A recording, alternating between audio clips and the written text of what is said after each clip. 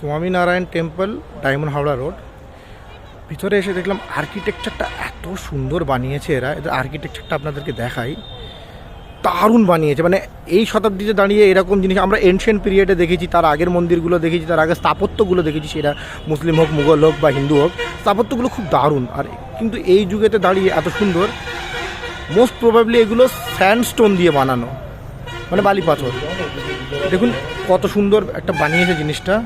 Garden আছে, পুরো একটা আগেকার যুগে যে প্রসেসে হতো না, যে একটা গার্ডেন মতো থাকবে যার মাঝখান দিয়ে হেঁটে যাওয়া হবে, মানে একটা পরিবেশ বন্ধু পরিবেশ টাইপের, যে পরিবেশের খেয়াল রেখে সব জিনিসটা বানানো হয়েছে। আর আর্কিটেকচারগুলো আপনারা দেখতে পাচ্ছেন খুবই ভালো। এখানে তবু তো হালকা ফুলকা আর্কিটেকচার, ভিতরের আর্কিটেকচারটা এত ভীষণ সুন্দর। সেখানে ফটোগ্রাফি বারণ আছে, আমি করতে পারলাম না, বাট এখানকার আর্কিটেকচারটা খুব ভালো। এই দেখতে পাচ্ছেন কত সুন্দর করে বানিয়েছে, ভীষণ সুন্দর অ্যাটমসফিয়ার, ভীষণ ভালো একটা জায়গা।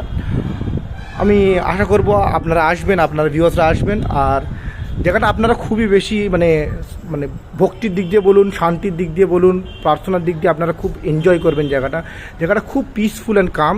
এই দেখুন, দেখতে পাচ্ছেন কি সুন্দর একটা আর্কিটেকচার, কি সুন্দর একটা পরিবেশ। হালকা ডিম লাইট, মানে লাইটটা একটু কম আছে, আর পরিবেশটা খুবই মনোরম। আমার ভীষণ পছন্দ গেছে। আপনারা জানাবেন আপনাদের কেমন লেগেছে।